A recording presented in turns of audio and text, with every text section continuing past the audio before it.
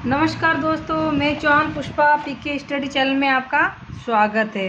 दोस्तों, आज अपन व्यक्तिवाचक संज्ञा के बारे में पढ़ेंगे। पिछली वीडियो में हम जातिवाचक संज्ञा पढ़ चुके थे, तो अब व्यक्तिवाचक संज्ञा को समझने की कोशिश करेंगे। अपन को समझना सबसे ज़रूरी है ताकि अपन इसका अलग अलग विभेद कर सके कि जाति में कौन कौन से ऐसे शब्द आते हैं, कौन कौन से है या नहीं है, व्यक्ति में है कि नहीं है, तो अपन उसका डिफरेंस समझ सके। तो अपन समझना सबसे ज़रूरी है। ऐसे नहीं कि परिभाषा रटना, फिर शब्दों को रटना, अलग अलग शब्दों को रटना, ये इसमें वो नहीं। एग्ज़ाम में कोई भी शब्द आ सकते हैं, तो अपन को एक समझने से क्या है कि आसानी से अपन कर सकते हैं। दूसरी बात, जो व्यक्तिवाचक जाति और भाव ये है, तो पहले हम इसकी परिभाषा और कौन कौन से जो शब्द आते हैं, कैसे बनते हैं, कैसे नहीं, तो ये इनके बारे में अपन जानेंगे। फिर उसके बाद में तीनों कंप्लीट होने के बाद में तीनों का अपन कंपैरिजन करेंगे कि किससे जाति से क्या भाव बन सकती है, व्यक्ति बन सकती है, या भाव से व्यक्तिवाचक या जो भी बनती है वो किस किस से बन सकती है, और फिर भाववाचक संज्ञा किस किस से बनती है, जो अव्यय होते हैं उनसे, तो अपन आने वाले वीडियो में पढ़ेंगे। तो आज अपन व्यक्तिवाचक संज्ञा पढ़ेंगे और समझने की कोशिश करेंगे ताकि हमेशा के लिए याद रहे स्थायी रूप से। तो ये हम जो बुक्स है व्याकरण की 9 से 12वीं तक व्याकरण की, तो मैं इसको ही बेस बना के पढ़ाती हूँ। तो अपन थोड़ी इसमें से परिभाषा इसमें देख लेते हैं। जिस संज्ञा शब्द में एक ही व्यक्ति, वस्तु, स्थान के नाम का बोध कराती है उससे व्यक्तिवाचक संज्ञा कहते हैं। व्यक्ति, वस्तु और स्थान, ये तीन चीज़ें तो आ गई, लेकिन सबसे मेन क्या है, एक ही चीज़ का बोध कराएगी तो क्या कहलाएगी, व्यक्तिवाचक संज्ञा कहलाएगी। और वो भी क्या होना चाहिए, विशेष होना चाहिए। फिर व्यक्तिवाचक संज्ञा में व्यक्तियों, देशों, शहरों, नदियों, पर्वतों, त्योहारों, पुस्तकों, देशों, समाचार पत्रों, महीनों, दिनों आदि के नाम दर्शाते हैं, तो उसको क्या कहते हैं, व्यक्तिवाचक कहते हैं।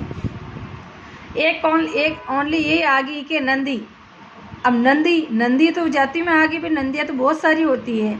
जैसे जिस नंदी भी, ये गंगा नंदी है, ये ब्रह्मपुत्र नदी है, तो नाम लेते हैं तो वो कौन सी नदी आएगी, व्यक्तिवाचक। क्योंकि ब्रह्मपुत्र भारत में एक ही है, गंगा भी भारत में एक ही है। भले नाम किसी को दे रखा है ऐसे, लेकिन जो है वो एक ही है, व्यक्तियों के जो भी। और फिर त्योहार है, तो त्योहार भी 12 महीने में अलग अलग त्योहार आते हैं, अलग अलग उनका नाम होता है, तो वो व्यक्तिवाचक में आता है।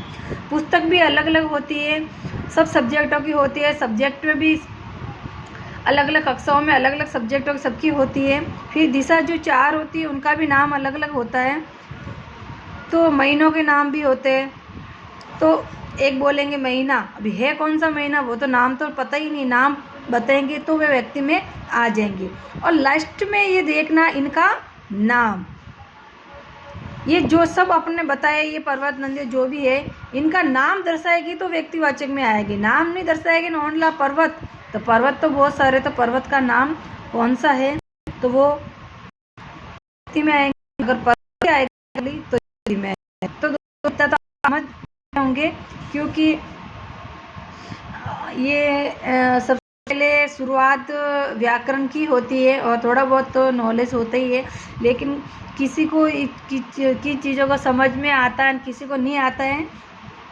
तो आप इस वीडियो को 1-2 बार ऐसे देखोगे ना, बार बार इसी परिभाषा को लिख के देखने की कोशिश करो।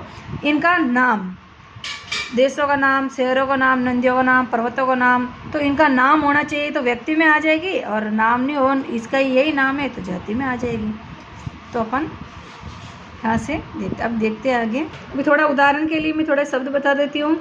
जैसे दलीप किसी लड़के का नाम है, हिमालय किसी पर्वत का नाम है, रामायण गंगा नदी का नाम है, गौतम बुद्ध, ताजमहल किसी स्थान का नाम है, सीता किसी का भी नाम हो सकता है, इलाहाबाद, उषा पंखा।